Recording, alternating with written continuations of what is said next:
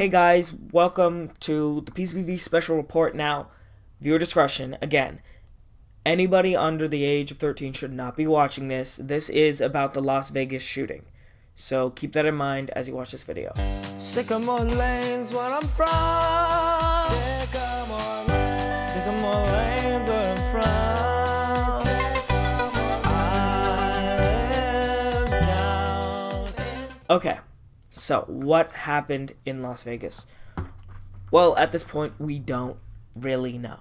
We know that a gunman gunned down a bunch of people that were just partying in the Route 91 music festival, and we know that he did this without motive so far, and we know that 500 people were injured and 58 people were killed. So we don't know much, but what exactly, specifically, do we know? Well, we know this. Basically, on Sunday night, the Route 91 Music Festival was going on in Las Vegas. This was a country music and bluegrass music festival, and people were having a good time. They were partying, and then all of a sudden they hear gunshots. At first, they think it's part of the beat because this will normally happen. Then you see the entertainers running off. Then you see people getting shot and dying. 58 people ended up dying. There was blood everywhere. Take a listen to one of the witness accounts of what happened. Well, it started out initially, people were kind of confused. It sounded like there were firecrackers going off to the right of us. Then the second volley of rounds went off, and you could see the people on the ground floor in front of us starting to move back, and then it created an empty space, and you could see people, lying down, and then people on top of them.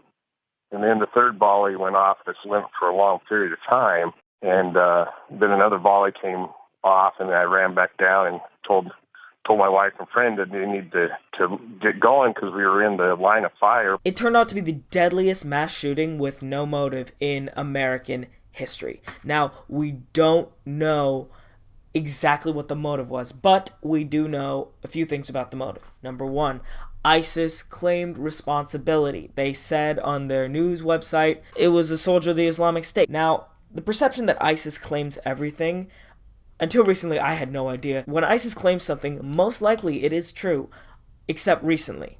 Recently, they've gotten more desperate because they are losing ground in Iraq and Syria, and what they're doing right now is they're just trying to get as many people on their side as possible. So like somebody else shots up a music festival for us. Yay! This guy had no relations to ISIS. He was 68. He was not the profile of your typical mass shooter. Now, he was a mass shooter, and he was a despicable person, but it doesn't really fit. Whatever the case, we know that he did this for terroristic reasons. Not that he is part of a terrorist group, but he intentionally terrorized people inside of the Route 91 Music Festival. Final debate that was a bit too controversial for some was the gun control debate.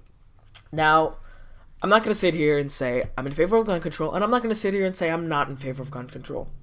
This is a news show. This is not MSNBC. This is not Fox News. I'm not talking about my opinion on these special reports. For those, go to the regular reports on the weekends.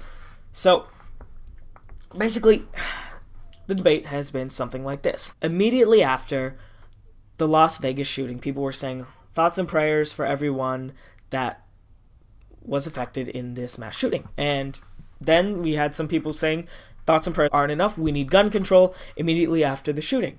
And then you had some people saying that's too soon. And then you had other people saying, but we do need gun control. And then the Twitter hashtag gun control was trending. Now, Twitter has been known to artificially inflate hashtags and to artificially deflate hashtags. Like several hashtags that were actually trending haven't been trending. Several hashtags that haven't been trending have actually been trending. And it's really... Twitter's hashtag system is messed up. But then you had some people on the other side saying it's a mental health issue. And this is the main debate on gun control. Some people say it's not guns that are doing the killing, it's people that are doing the killing. They say if you're going to ban guns altogether, they're just going to find guns. And then you have people on the other side saying, well, other countries have banned guns, and it has worked for them in the past. So why can't we do that? And that's just the debate going back and forth and back and forth. Honestly, at the end of the day, the gun debate at this point, it matters, but what really matters first and foremost is giving these people the health care and the trauma counseling that they so desperately need. And that is what is most important in this situation. Thank you guys so much. Oh my god. Thank you guys so much for watching this PCBV special report. Keep an eye out for an actual PCBV report on the weekend, talking more about this. And yes, PCBV out.